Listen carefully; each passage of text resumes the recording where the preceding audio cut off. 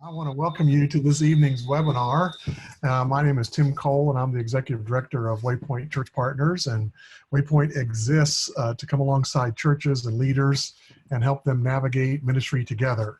And so we do a monthly webinar on ministry-focused topics in 55 minutes or less.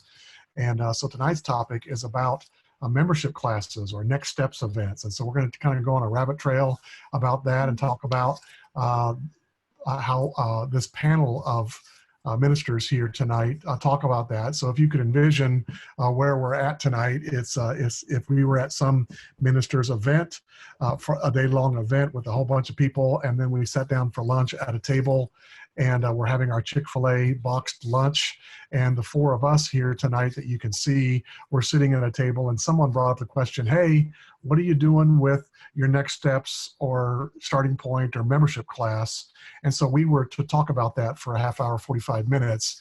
And everyone else on the call tonight, on the video, is kind of eavesdropping on our conversation about what we're trying to pull off with our membership classes, what we're trying, what we have tried that hasn't worked, what we have tried that is working, some of the lessons that we've learned the hard way, and so on. And so that's kind of the setting for tonight. We've got three panelists with me tonight, three friends of mine, one from North Carolina, one from Virginia, and one from Maryland.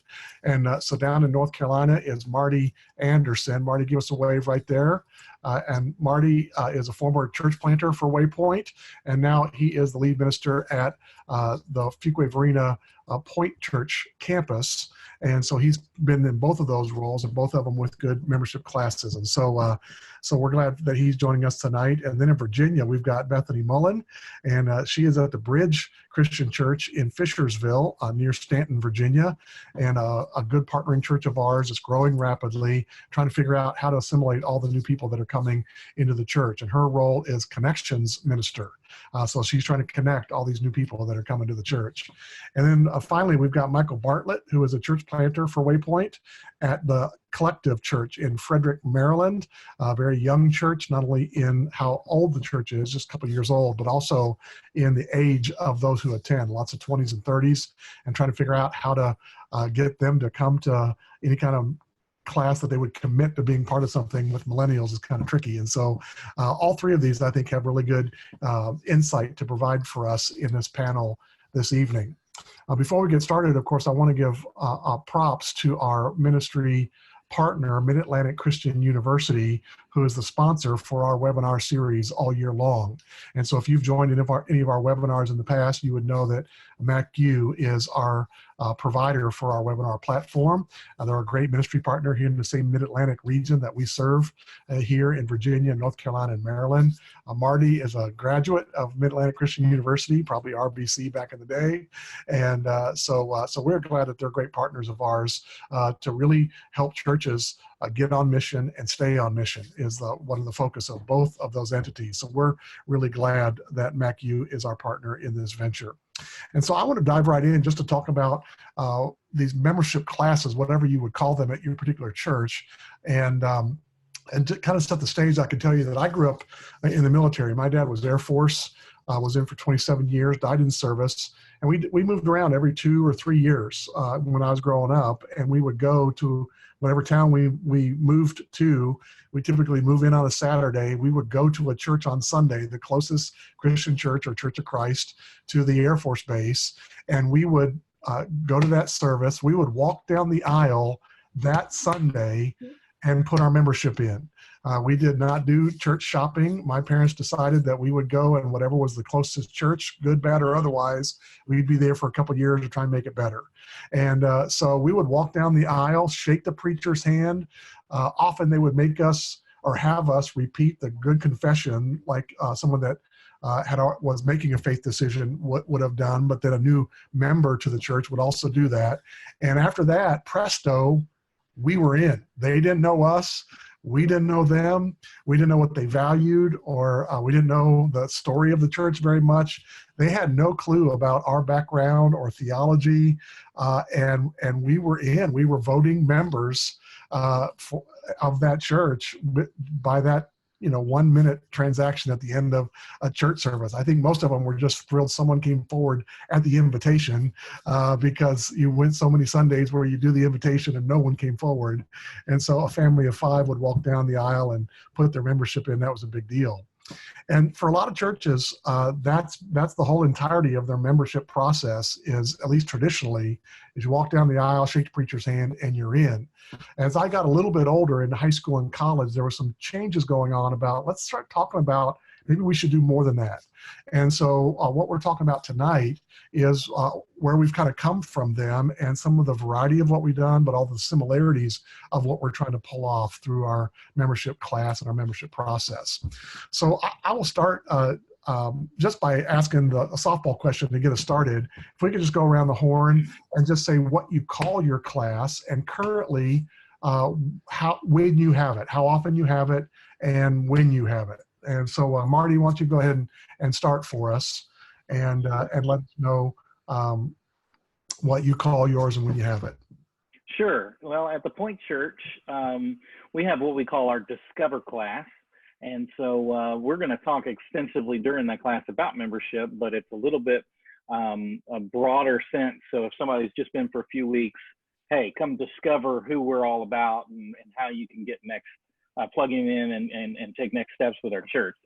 And so Discover class, we find, is a little bit less maybe intimidating than calling it membership class, which is actually what I used to call mine. We have ours once a month. That doesn't mean there's always somebody there to take the class, but we offer it every month, and we almost exclusively do it right after our last service of the morning. So we have 2 services. We'll do it after our second service over lunch. That's kind of our format. Okay. Michael, how about you? Yeah, we currently call our Starting Point. We are considering a name change just to kind of be more synced with what we say on Sunday mornings and what our connection cards say. We talk a lot about next steps, and so we're actually going to be kind of rebranding that title to fit along with what they hear on Sunday, what they see on their cards, what they read in their programs. Currently, we do 3 a year. So one thing that we do at Collective is on big Sundays, which would be Easter, Christmas Eve, and our birthday, we talk and challenge people to try 5, which means come for 5 weeks. And then after those 5 weeks, we have our Starting Point class. And so the hope is that they come 5 weeks in a row and then go to the Starting Point. And with those 5 Sundays and this hour and a half, 2 hour long class that we do after church during lunch, we think they get a really good glimpse of who we are. All right, great. Bethany, how about you at Bridge? So our class is called Starting Point as well. And so we have this class about every other month, usually every other month, depending on the season. And we actually meet during our 3rd service. So we have 3 services on Sunday. So we meet during that 3rd hour. And since we have started Thursday night services as well, we also offer the class on Thursdays an hour before service. So people that want to attend Thursday services can come to the class and then attend their Thursday night service. The class is 2 weeks and 1 hour. And then the second week, we also do lunch after the class with the entire ministerial staff, so they can meet all of them. So that time slot has worked really well for us. All right. So it sounds like food's involved every time, which is probably just a no-brainer there. So just go around the horn very quickly again. You kind of answered this, but how long are you currently trying to get your people there where you're presenting content? I can tell you back in the day when churches first started doing membership courses, they were like 12 weeks to, Tuesday night, 2 hours for 12 weeks. And then it got down to 6 weeks and then 4 weeks. And then if we can get anybody to show up at any time, we're happy. So I'm curious how much content are you trying to provide time-wise? So Michael, Bethany, then Marty, go ahead and tell us. We currently do 1 class and it's 2 hours. It's an hour and a half of like my deliverable content and then a 30-minute block set aside at the end for Q&A. Oftentimes, though, those get put on a calendar so we can discuss them later. All right. Bethany? Yeah, so ours is, again, 2 weeks in a row, 2 Sundays in a row for 1 hour each Sunday, or 2 Thursdays in a row for 1 hour each Thursday. So basically 2 hours, and that's for the starting point class. And then for the membership part, if they decide to continue and really want to become a member, that's a personal meeting with one of our head pastors. All right. Marty, how about you guys? How long you go? Yeah, so I'd say we're still in that same ballpark, 2 to 3 hours. And we'll offer childcare as needed, of course, for that. I don't know if anybody mentioned, I'm sure you guys do that too. But we break our class kind of into 3 sections. Since we are a family of churches throughout the Triangle, we provide some consistency of content, mostly through videos. So for the first quarter of our class, probably maybe a third of our class, is the content that's all video driven, that talks about our mission, vision, and values. It talks about what we believe it is to be part of a local church and why people should be plugged into a local church, and ultimately why, pointing to why membership. And then we go into a couple other sections that include talking about our beliefs, Q&A time, talking about membership itself. And then we wrap up with a personal one-on-one or one-on-two, if it's like a couple, married couple, with one of our elders. So there is that personal sort of conversation that wraps up every Discover class. And the reason why I go into all that is to say that all the content in the front end is pretty easy to time. I mean, that's going to be somewhere close to 2 hours. But those elder conversations, they can last anywhere from 5 minutes to another hour. It just depends on what kind of other personal questions those people have. And so we try to get the parents with young kids out first, and then go from there. Well, I think that's an application that, even though you guys are doing that across 10 campuses or more, there at the point, that's something that really any church could consider, which would be to record, with quality video and lighting, some of your vision and values and those kind of things.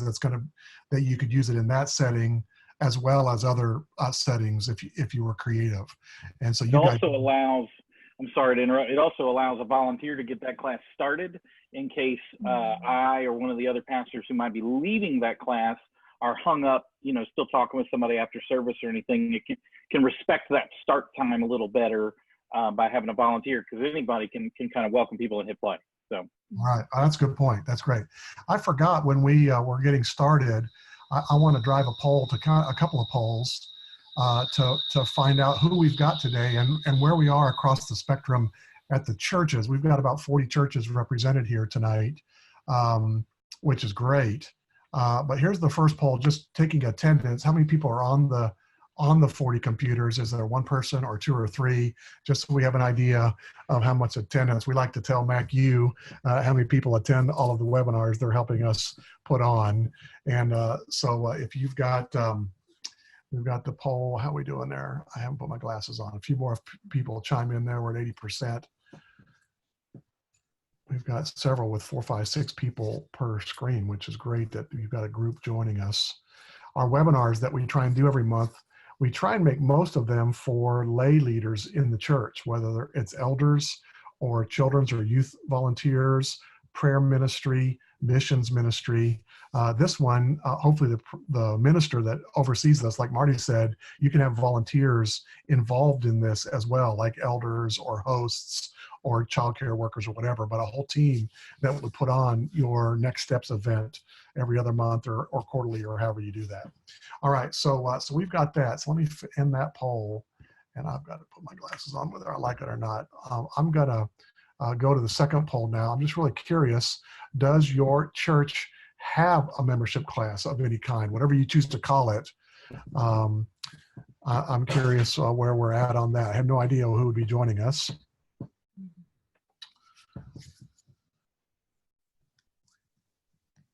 And I think the next question we're going to roll into is really going to help us on this one. All right, if we get a few more to chime in there. So it looks like we are about 20% no membership class and 80% with. So that lets us kind of know where we're at on that. And then the final poll I'd like to drive then, let's see if I can drive that one, is how often, compared to our panelists that said that they're monthly or every other month or 3 times a year. The last church that I served at, we did ours 3 times a year as well, every 4 months. And I've known churches that do it annually, quarterly, as needed or whatever. Oop, I haven't launched that. Launch the poll. There we go. So how often, I'm really curious to find out. I'm going to display this one so that folks could see this one once we're done. Of course, our folks that don't have one, their answer's never. So we've got those chiming in already. All right. All right, so I'm going to display that poll. Share results. Can you all see that now? So it looks like 1/6 of us are monthly, 10% every other month, 20% quarterly, 1 is annually, a bunch are as needed, which I've known there's a number of churches that do that. And then of course there's the 20% that don't have it. So that we've really got the spectrum as far as the frequency, but about 4 out of 5 of the churches joining us tonight do have a membership class of some kind. So that lets us know where we're at on that. All right, so what I'd like to do right now is kind of start with the end in mind, talk about the why before the what, even though we've done a little bit of the what already. And that is when I first started doing membership classes, or at the church I was at 25 years ago, it was kind of the end of the process for becoming a member. And I think now, as I talk with folks about what they're doing, it's not the end, but more of a beginning, kind of like that Discover class that Marty described, is that it's the beginning of helping them understand what membership is about, what our church is about. So I'd love for you all to kind of chime in about kind of what you're trying to pull off big picture with your membership class, more than the logistics of how you put it on. And so Bethany, why don't you go first there for Bridge, is with your starting point class, what you call it, what's the big picture of what you're trying to pull off with those that would attend? So some of the things, starting point isn't just about membership, it's really people that are starting at Bridge. They've been there for a couple months, and we want people to leave that class knowing who we are, knowing what we believe, and feeling good about their decision to be at Bridge. So it's important to us that in that class, we are answering any and all questions that they have about Bridge, just because of the diverse group that's coming here in terms of all different denominations and that sort of thing. So there's always lots of questions about what do we believe. And so that's really important for us to answer. And also it's where are they in their journey with the Lord? And that's a big part of the second week that we talk about. We always start that week with baptism, that this is the very first step. If you have never given your life to the Lord and you don't even call yourself a Christian yet, that's really where we want to start with you. So it's helping them identify where they are in their journey as well, after we really are very clear about who Bridge is and what we believe. So when they leave there, I guess the 2 main goals would be that they really know who we are as a church, that we've answered their questions, and that they know if this is a place that they want to commit to, that they want to be a partner. So we call our membership partnership, if they want to be a partner with us. And then as well, where are they at in their journey spiritually? And we use 4 chairs discipling to kind of help them gauge where they are, which chair they're in. So that's really what the second week is. All right, that's great. Yeah, and I like that word partnership. I'm traditional enough that it sounds like, ooh, that's something new, but the word membership really isn't in the New Testament either. And if we're trying to be a New Testament church, it's hard to argue for the tradition of membership versus partnership. They're both abiblical, not anti-biblical. But it says that it makes a slightly different connotation, particularly to this generation, that we're partnering together to accomplish the mission that God's given us, rather than membership, like a membership at the local workout gym, or a membership at the YMCA or wherever, where you kind of come and go as you want. And so feel from a generation ago where membership meant I'm committed. And it kind of feels that you can get a membership, back in the day to Blockbuster, and that didn't mean a whole lot, except you got a little card, big deal. And so membership changed in the last couple of generations, and now many churches are using partnership instead. So that's great. Marty, what do you think are your primary objectives, big picture, for the folks that come to your Discover class? Yeah. The big thing for us is just taking a next step. At the end of the day, the win for us in having this class is that every single person that comes to it would take some kind of a next step. And at the same time, the benefit of having all of that information covered in the course of the class and the 2 or 3 hours we're together is that now they also have laid out what some other next steps are, even if they just are beginning. So what we have found statistically at the point is that somebody is typically at our church for 8 months before they make a commitment to membership, or what we also call mission partnership. You partner with us on our mission.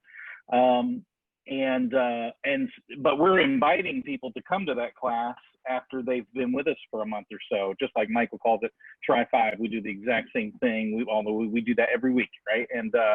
And so every week is potentially somebody's 5th week. We're inviting all those people who are rounding out that 5 weeks to come to the class. So it might be a few months before they come, but if we lay out for them lots of next steps, some will go ahead and jump all in. Some are already plugged in when they come to the class. Yeah. So it's really just sort of a formality to go ahead and become a mission partner and sort of sign on the commitment line. But then for other people that have only been to our church 3 or 4 or 5 times, it's very, much more tentative. And I like the format that we have then because it suits both. It suits the person who's been there a long time and otherwise. But at the end of the day, whether somebody commits to becoming a mission partner or not, in that elder conversation at the end of our class, we are asking them, so is there a place you might like to serve if they're not already serving? Or is there a place you're already serving? Maybe we start there. And if not, is there a place you'd like to serve? And we have the whole list of places and ways that they can plug in and serve. Or, hey, have you thought about going to a life group? Oh, yeah, I'm already in a life group. Great, which one? Or, no, I haven't thought about going to a life group. Well, here's our list of life groups. Which one do you think you might like to try? And it's a chance to interact and have that. And so whoever is coming to the class, at the end of the day, we want them to take a next step.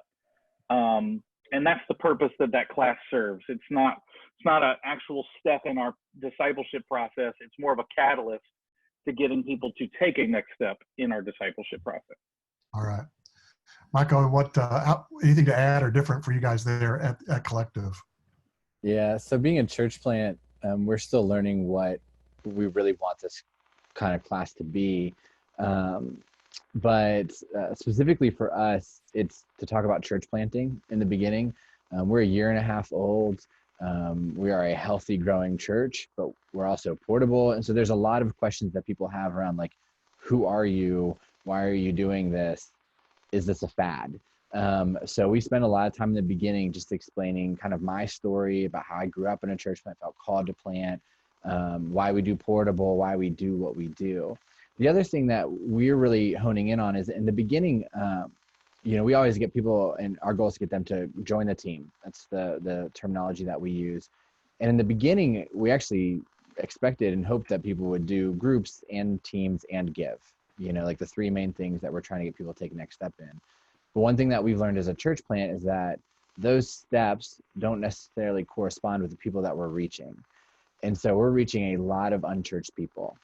And to expect an unchurched person to leave a class and go, cool, I'm going to serve, I'm going to go to a group, and I'm going to give, we strike out a lot when that's what we're aiming for. And so one thing that we did, and we're always evaluating it, is we've learned that at Collective, we have more baptisms and more people taking steps when they join a team on a Sunday morning. And we believe that's because the majority of our budget goes to hiring staff to have excellent kids ministry, to have excellent connections, which is what we call have excellent worship.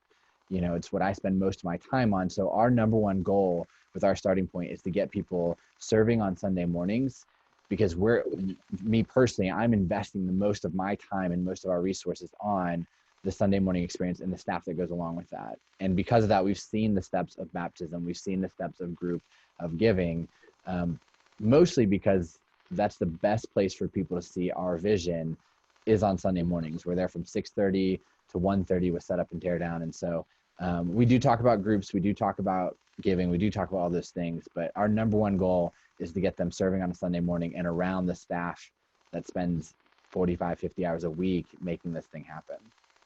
All right. I do want to chime in and say, number one, for Marty, I love the fact that you're involving your elders in the event. I think that's healthy for your elders, number one, but I think it's healthy for the people coming to see that there's leadership and structure there beyond the staff. And so I love that idea that you guys are doing there. I do want to say, I didn't say when we opened up, but there's a button at the bottom of the interface there for all of our people that are on our webinar tonight that says Q&A, and it's for questions and answers, no surprise. And so you can click that button and enter a question as soon as you think of it, and hopefully we'll get to it at the end, but we'll get a queue of all the questions that get asked. And so if you've got questions for any of us, go ahead and type those in, and there is an automated email that will go out tomorrow evening, 24 hours after this one closes, and well, we get a report actually of all the questions. And so if we don't get to answer it live tonight, we'll be able to answer that question within the next day or two. But there'll also be a report or an email that goes out where we'll give you potentially some links to everybody's email addresses that are on presenting tonight. So if you've got specific questions that you'd like to give to them, that'll be in the follow-up email as well. So if you've got questions, go ahead and plug those in, and we'll try and address those here in about 15 minutes or so. I do want to talk a little bit about, let's see, where we want to go with that. One of my questions would be, what's typically, and we got into this a little bit, but how do you, what's the next thing that happens after this event is over? You do this on a Sunday, you know, and it's at 12:30, you provide Subway sandwiches, or, well, what's the food that you typically give? Let me ask that. Is it pizza or Subway or something nicer? Pizza from a local place, so it makes it a little bit more collective-y. All right. So we actually, we have a team that puts together lunch for us. So we have sandwiches and then homemade soups and desserts and all kinds of stuff. So, All right, that's good. Goodbye. Marty? Yeah, we're portable as well. A lot of our churches would do like Subway or Jimmy John's, whatever, because that's easy. But we, being portable, we found a local restaurant, happens to also be a pizzeria, that has a private room that we can rent out. So we do our whole class there at the place. The best part is that, like, we don't have to, you know, provide the food or clean up, and they just roll it all into the bill, and it's super cheap for us. So I mean, we've just found that good partnership. So. All right. So, so the question then would be, you know, what happens after, you know, on Monday, after you've had this, and let's say you've had 10 people show up at your Next Steps event. What are you going to do next with these folks after this event's over? I don't know where we're at in the rotation. Marty, why don't you go first, then Bethany second. Oh, I think that's a good question. I think it's a good time for me to say that, man, we don't have all this stuff figured out. I'm sitting here jotting down lots of notes from Bethany and Michael, and I know even Prep, you know, and talking with them, there's a lot of different ideas that I've had. So I don't know that we've got this part of it figured out. If somebody decides to become a mission partner, that often for us includes somebody making the decision to follow Jesus in baptism. So if they haven't been baptized, obviously that's the next step. Since we usually do this class on a Sunday afternoon, I'd say anytime that week, but usually the following Sunday, they're going to get baptized. Anybody who made a decision for serving, they'd like to take a next step in serving or in life groups, they get put immediately into a queue. We use church management software, like I'm sure a lot of people do, and that prompts whoever's in charge of that, either life group or that ministry, to shoot them an email, or even better, give them a phone call or text and start that conversation. And what we love to do if somebody signs up, for example, to serve, is have them show up the following Sunday We call that our first serve, but essentially they shadow, and then if they have any questions or there's any other steps, and then they get put on the schedule. So we don't like there to be a big delay from the time that they sign up till the time that they show up to serve. Right. Try to have them show up to serve the following week, and then same thing with life group, to go and attend that life group the following week. All right. Bethany, how about you guys? Okay. It gets a little complicated, but so immediately when they're there, I'm a paper person and also was a teacher before I worked at church. So they have a form that they fill out, and on that form it lists everything that they want to get more information on or that they're interested in, and that includes partnership and baptism. And so I'm able to on Monday take that form and email the ministry leaders of all the ministries that they were interested in. So then they should be getting a phone call or an email from the ministry heads of, you know, Open Doors or foster care ministry, whatever they were interested in. For baptism or partnership, we schedule those one-on-one meetings with one of our head pastors through the secretary, so that they can come in and have that discussion a little bit more in depth one-on-one if they mark those things. So that's really the immediate thing. There's also some ministries that they might mark that they just can't start yet based on the level of ministry it is. So we have all of our ministries by level, and we talk about that in starting point, certain things that they can't do until they're here for 6 months, or until they are a partner, they can't be a chaplain, or different things like that. So we still contact them about those things, but just let them know this is where you are in your journey, and we'll contact you in 6 months and see how you're feeling about this if you've already gotten plugged in elsewhere. So that gets a little complicated, but lots of different people that will be contacting them about their interests. So that's immediate. And then since we do this every other month, usually the week before I teach, the next starting point is my gauge of, okay, I'm going to call each of these people and check in and say, okay, so I have your sheet in front of me, and did you get in contact with any of these people? Have you gotten plugged in? And we use Breeze as our profiling system. So I'm able to kind of check in and see the things that they've signed up for, see if they've followed through, if they've officially become partners, and that gives them a couple months to kind of get their feet going. And so then I'm able to check up with them through phone call about 2 months in. Okay, that's great. Michael, what's the primary next step for you guys? Yeah, so if people like in the moment don't take a step, right? If in the moment they don't check off small group or team, we have a very specific follow-up process. So I tend to teach the class, but we have someone on staff that helps with next steps. Her name is Danielle. And so we let them know, hey, like if you still need to think about some things, we're going to follow up with you this week. And so Danielle will reach out personally to them, depending on their preferred method of contact, just to try and gauge like what is slowing them down, what other questions they have. From there, a lot of times it's just that people have a few thoughts that they need to work through, in which Danielle then facilitates a connection between either a team leader, because it's a Sunday morning thing, or a small group leader or host, or even if it's baptism, to me or one of our high-level leaders that can have that conversation. The main thing for us is just consistent follow-up, realistically, until people start to ignore us. You know, if they answer us, we're going to keep following up. One of the main reasons why we have staff there with me as well is so that I'm not the only person who knows their face. So on Sunday morning, Danielle runs our lobby, but realistically, she's there to spot those people and have that connection so that I can make sure that other people are kind of seeing them and trying to get them feeling comfortable enough to take that step. Yeah, right. We've got a good question here that came in. We can go around the horn. Do you limit how many people attend your class? Do any of you limit your number? I would think no. But I think no. I would think we're going to try and get as many people as possible. And currently, how many people attend your class? It probably ranges from season to season. But if you had to say ballpark, what's your typical number? for us, it's about 25, and we do it 3 times a year. So our goal is to get more people in that room, just because we feel like there's like a power of some sort of momentum when the room has like that healthy number in it.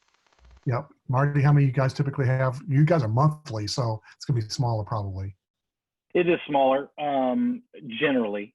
So I've held a class for one person before. It's sort of a toss-up. It just depends on what they prefer to do. We always kind of give them that option if they're the only one that shows up. Hey, if you'd like to meet a few more people, you're welcome to come next month, excuse me. But I would say a typical, at all of our point churches, including the one in Fuquay, probably closer to half dozen or so. But it's not unusual for, any one of our churches to have, upwards of 10 to 12 people on a given month, especially if it's immediately following. While we offer the class every month, there are certain peak times in the year where we're really pushing and trying to attract people who don't go to church. One of those is coming up for us in August. So I'm anticipating that the August and September groups will be quite large compared to other months. Yeah, Bethany, how about you guys? You guys are going every other month. Yeah, we actually, I'm actually teaching the class right now, and I think I have 16 on Sunday and 8 to 10 on Thursday. Right. So we usually have between 16, 25. Thursdays obviously are smaller number, since one service versus 3. Yeah. So, and I would say buddy chimed in and asked, if you're a smaller church, how do you work that? And one is by frequency, just have it less often so that you've got more prospects to choose from. The other thing I do is I fill the room with other people. If you're going to cast vision and values, tell the story of why this church got started and what it cares about, bring some of your best leaders in there because they need to hear that again. Some of your elders and their wives and other key leaders that may never have been part of it in the past is if you're going to have 3 or 4 people, get 6 or 8 other people to come and you got 10 in the room and it just feels better. Make sure you pick a room that doesn't get, dwarfed by the few number of people, that the room doesn't dwarf the event. And so that'll help you if you're a smaller church and aren't going to have that many people, is to seed it with some extra people that are going to love the day as well. Mm-hmm. Kind of like having your elders involved, like Marty said. One question I want to ask, I've got to watch our time. We got a lot we could talk about, but I can tell you when I did my membership classes, 2 of my primary motivations, and I want to talk about both of these as quickly as we can before we run out of time. One was for faith decisions, that they were going to hear a good opportunity every Sunday for a decisioning path. If you want to make a decision, then this is the way you do it at our church. But in our membership class, I had a captive audience where they were going to hear, basically we had a checklist of 7 things. If you want to become a member, you're going to have to do these 7 things. And one of them is to be immersed. And we didn't say you get immersed to become a member, but to be a member, you have to be immersed. And I would be explaining that very clearly so it wasn't confused. But my goal was to have 4, 5, 6, 8 baptisms out of every membership class we had. And I'm just want you guys to chime in about that. And then the bigger question I want to talk about is about filtering as well. But can any of you chime in about, we've heard a little bit already, but just what kind of emphasis you put on faith decisions in your membership class? Well, I can speak to when I started at Westside in Winston-Salem, easily somewhere over a third of the people who we baptized, I believe, were directly as a result of that class and talking about baptism during what we called our membership class there. And there was a very clear gospel presentation. I would say, in fairness, I think that this is a growth area for us, even at the point in trying to help make sure that that's more of a prominent conversation, maybe during the class. Instead, what it typically is it's one-on-one in that elder conversation. Hey, tell me your faith journey. What brought you to the point, and have you ever made a decision to follow Jesus before? And it tends to be a one-on-one rather than a clear laid out presentation. So I certainly see a lot of value in, but we still do, even at the point, see a number of people who we baptize, they're being baptized directly out of that class, out of our Discover class. So that's certainly very much within the scope of what we're hoping to do. That's one of those big next steps we're hoping people will take as a result of coming to the class. All right. I want to move on. I think we only need one person to chime into that because there's a couple important questions I want to get. But let's get into the filter out. The second thing that I was trying to do with my membership class, and I learned this from a very well-known national speaker, was I wanted to immediately filter out people that didn't need to be at our church.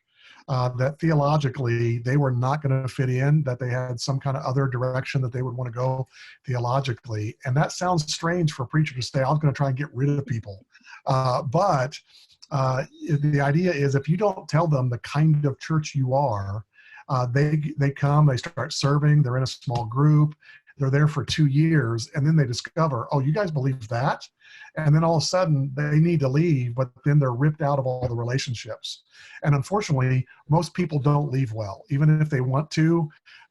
Just human nature, there's just too much going on to leave well, and it really rips a wound into the church. And so I'd rather let them know 4 weeks in or 8 weeks in, this probably in the church for me. And I want to be very clear in my membership class, this is the kind of church we are, and this is the kind of church we are not. And so I'm curious if any of you could chime in to the kind of things that you might be trying to explain about the kind of church you're not, that might convince people that maybe they shouldn't stay at your church. I know for us, like, this is a big deal because of being a church plant, and how when you first launch a church, you get a bunch of people and you are trying to filter, like, are you here for the right reasons, or are you here because the big church down the road wouldn't let you lead a small group, and you look at us like, you know, chum in the water. And so we talk pretty openly and aggressively about, like, this is who we are, this is where we're going, this is our vision. You know, we're a church for the rest of us. These are the people who go to our church, but then this is how we care for them. We talk a lot about our expectations that we put on our leaders, because we want people to know up front, like, you attending this class does not mean you can lead a small group or have any sort of say in what we do. And one of the ways that we put it, and I learned this from one of my mentors, is we try our best to explain that we're just a flavor of ice cream. And the reality is you might not like our flavor, and that's okay. But if you don't, like, we'll help you find the right flavor in our community. But that's something we say every single time, where it's like, we're trying to draw a line in the sand so people know this is our church. To be honest, the people that we've had the most issues with since even pre-launch are Christians. Non-Christian people do not cause us those problems, because they're just trying to figure out, will Jesus do something in my life? Christian people are wondering, do you have a women's small group? Do you have a men's small group? Do you have a singles group? Do you have a knitting club? Whatever. And so we're just very, very honest and clear about what we have, what we don't have plans for, and the way we do what we do. All right, that's great.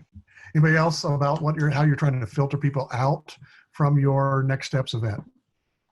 I would say it very similar to what Michael said. It's a very honest conversation of, this is what we believe, and that's why it's really important that week one we allow them to ask all the questions that they would possibly have, you know, about eldership and communion or baptism or whatever that may be for them. And then we just answer that straight up, and it's either, and you know, we kind of talk about, you can agree to disagree about certain things, or if this is a deal breaker for you, if having communion every week is something you might not totally agree with or understand, is that something you can agree to disagree on, or is that a deal breaker? But it's really important to be letting them know, this is what we stand for. These are the commitment letters, if you're going to be a leader, that you have to sign. So there are certain things that, based on your lifestyle, you might not be able to do. And just letting people know that up front has helped solve things that we've had issues with in the past. Kind of being proactive with, especially with leadership, even just for them to hear, you can't do that ministry for another 6 months because you've been here for 2 weeks. That can be hard for some people to hear. So it's good to have all of that right up front for people to see. kind of like Michael said, I would say that would be Christian people coming from another church wanting to start leading Stephen ministry. And it just doesn't happen that fast as some people want it to. Yeah. All right. That's great. Let me ask another question. And that would be, how do you creatively try to get people to come, as far as how do you invite people strategically, other than, I know some churches, their only invite is from stage. Hey, we're having this thing next week. We hope you come.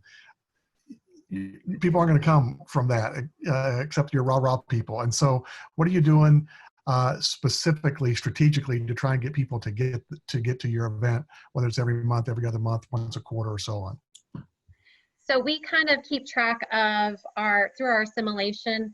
If you've been there 3 times, if you're a third-time visitor, and so all third-time visitors within those 2 months in between starting points will get a personal card and gift card, $5 gift card to Panera, Starbucks, whatever, in the mail, usually 2 weeks before the next starting point class, with a personal invitation to come to starting point. So that's on top of course, our full church advertising is a personal invite from one starting point to the next with anybody that's basically visited more than twice, 3 times or more. Okay. We just rah-rah from stage. Go ahead. Yeah, you're rah-rah from stage. Stage All and right. social media. But that's, again, like, it's been the culture we started from the beginning. So for now, it works. We know that it won't be what works in the next season of our church. Yeah. Okay. Marty, what about you guys? Yeah. So of course we've got it in our program and we've got it on our slides, and we also for 2 weeks leading up to the class. So for 2 weeks out of every month, we're showing the video promo for that during our. We have video announcements every week. But beyond that, maybe internally, what people probably wouldn't see is every one of our staff members, and it would take too long to kind of go into the model. We have a lot of very part-time staff. So if you make $10 a month from us, you're staff members, right? So, but we've got a lot of staff, and so what we do actually is on our weekly sort of huddle up for our staff, we will go through and everybody is responsible to have made a personal invite. That's preferably a quick, 1 minute, 90-second conversation in the hallway on church on Sunday. But if it doesn't happen that way, then at least it's a phone call or a text. And we're wanting every staff person to invite at least one person who hasn't been to Discover class every single week. And so this kind of goes back to, hey, we're doing it every month. Is that really productive? But we find that as long as we have a steady stream of new guests, then there's always somebody to ask and invite to that class. Or like I said, somebody's going to come to our church for 8 months before they become a mission partner. In a lot of cases, it's 6 months or more before they come to the class. So not only we have all the first-time guests this month, but we've got sort of the backlog of people who are new in the last several months. So we're personally inviting. We find head and shoulders above any other method, the personal invite. I really love what Bethany said. That personal invite, the handwritten card, that is always more effective than any sort of mass announcement. Anything broadcast. That's great. Yeah, I know the management software that we used my last church. Someone asked what management software we use. We got Breeze. Michael, are you CCB? PCO, Planning Center Online. Which is what Waypoint currently uses. Marty, what do you guys use? Yeah, we're using Church Community Builder, CCB. Oh, CCB. So we got a spectrum there. I know the service that we allowed me to text, and so I would copy the text. Hey, hey, our thing's coming up this Sunday. Really hope you can come. But I could just paste that into text to the 25 people that had come in the last 3 months, and they thought that I was personally texting them, which I was, but it was, I knocked out 30 of them in 5 minutes, and then they're texting back, oh, hey, thanks for thinking of me. I can't be there Sunday, but I'll come to the next one or whatever. And they would start a conversation with me that I could keep up with them then. But you can use your database software to help you with some of those communications. And I know that we would because we discovered that people wouldn't attend for 6, 9, 12 months, is we would invite as far back as we dared to people that had never attended. We had coded everybody that had attended. Anybody that had been 3 times to our church that had never attended the class, you could produce a report for that. And so those people would always get a targeted email that says, hey, we're glad that you've been coming to our church. Our next event's coming up Sunday. Hope you can join us. Please let us know so we got childcare and food ready for you, kind of deal. So the last question, then we're out of time, is do you have a membership covenant, some kind of document that they sign that says they're going to follow the leader, agree with the theology, and so on, to be a member and or a leader? And so if you guys could chime in on that. Yeah, at the conclusion of that elder conversation every week, there's one printed in the little handout booklet we give them, and then there's a copy that's the exact same thing that we keep, and it goes through the 6 membership commitments. Are you, or mission partner commitments, are you going to commit to attending worship? Are you going to commit to being a part of a life group, to serving, to giving? This is the one place, I meant to say this earlier, this is the only place at our church where we really laser focus in and tell them and teach them about giving and specifically about tithing. And we find that the vast majority of people, even if they don't become a mission partner, actually sign up to start giving. So this is where people start giving at our church, is because they came to the Discover class. So that one, and then they're agreeing to, they're committing to living a godly lifestyle, and then doing so, it's accountability to the eldership. They agreed to all that, they sign. If they decide they don't want to do membership now or mission partnership now, we have that exact same commitment on a big postcard. When somebody marks that they're interested, they can come back and sign that. Or actually what we're starting to do now is we've got enough backlog of people who've been through the class but never became a mission partner.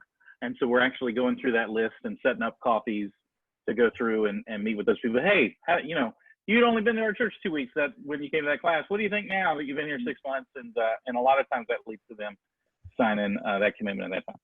All right. We might have to have a follow-up webinar on this, because I got a bunch of other questions I'd like to ask, but we're out of time. We're committed to staying at 55 minutes. So I want to thank Bethany and Marty and Michael for their participation, what they're sharing with us tonight.